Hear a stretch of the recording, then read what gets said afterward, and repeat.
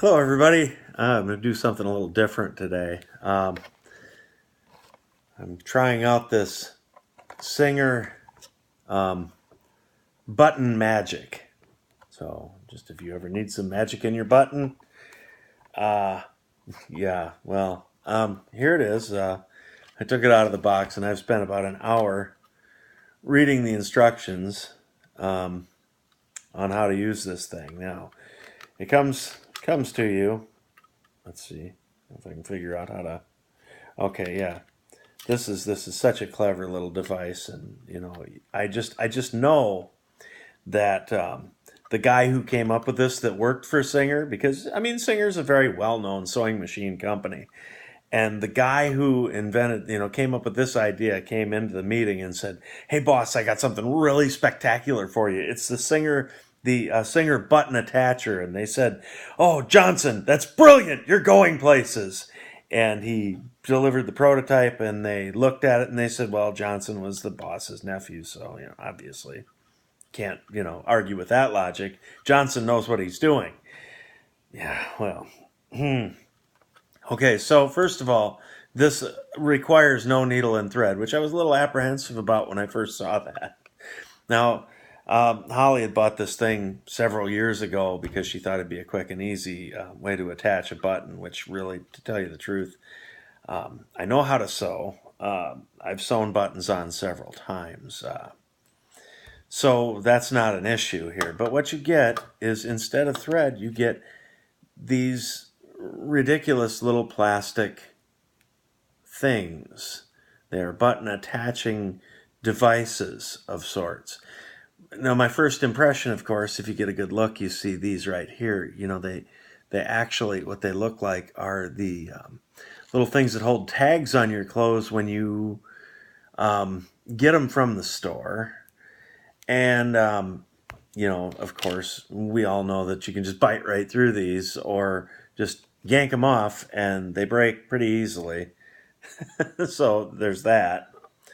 But anyway, you take your Singer button magic and you flip it over and put it in the load mode, or what do they call it? Because the instructions are quite clear too, of course, with this thing, and it's in the needle cover in back position. So this is the semi-automatic assault buttoner. So you take your button attacher thing, and the first thing that you got to do is you got to make sure that you pick the right fastener. I was playing around with this thing, yep, just as I suspected, but we'll get to that. You take your button attacher and you've got to determine if the needle is going to go into your button. You go to put it in there, and lo and behold, look at that, it won't go. So then you're given the second option, because quite frankly, these are, I'd say these buttonholes are 1/8 of an inch, and this is about just a little bit over. So unless you want to have a gaping wound in your finger, you're not going to get your button on there, not without some serious personal injury. So then you take these little hangman's noose things, right? And what they tell you to do is you take one of these off, and it's got like a little, well, they call it an arrowhead, but really, quite frankly, it looks like I don't know. But you take it and you go through the back side of your button. So, you sit there and you kind of, I don't know if you can see this, but you kind of squeeze it through your buttonhole, and you got to get it through there like that. And then the idea is that you're going to take that, and they only come in one size, mind you, and this is just a standard size button. It's not a big, thick, honking button, but this is supposed to work for all of them. And then you take your and you go over across to the other side, and you put it in there. Oh, there we go. Okay. Now, once you do that, you are left with, let's see if I can get it in there. I don't know if you can even see that at this point, but there's now the little arrowhead, which is a hook, and the little T-bar thing. So then the object of the game is to take your T-bar and put it over the hook, which does not fit. So, to make a long story short, and I'm not going to make you sit here and look through this torture, but there's what you end up with on the face of your button. But the only way that you can actually make it work is to go through the hole on the same side, and then you can get it to hook around that T. Now, at this point, I'm like, God, this stupid, and I'm ready to just rip it apart. But then you back this out and you put it through the other way. And anyway, long story short, by the time you get done with it and you're ready to try to, let's see here. There's no way to get this thing in. I spent probably about a half an hour trying to get it the last time. But then you just back it out and you put it through the other hole. So you've got a cockeyed button, because you're only going through. There we go. Okay, 2 holes. Now bear in mind, by this time I could have walked to the store and gotten myself a needle and thread if I had to. I've got needle and thread. I know. I'm doing a video, so she said she's got needle and thread, so I know that.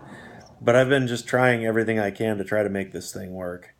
But then by the time you get done farting around with all this, and you do manage to, oh my gosh, I think I got it. Oh, no, I don't. Oh, no. Anyway, I think a person could make a very interesting series of making people do this. But anyway, by the time you finally thread it through the hole, the end of it is kind of chewed up and bent. You see the little T-bar there.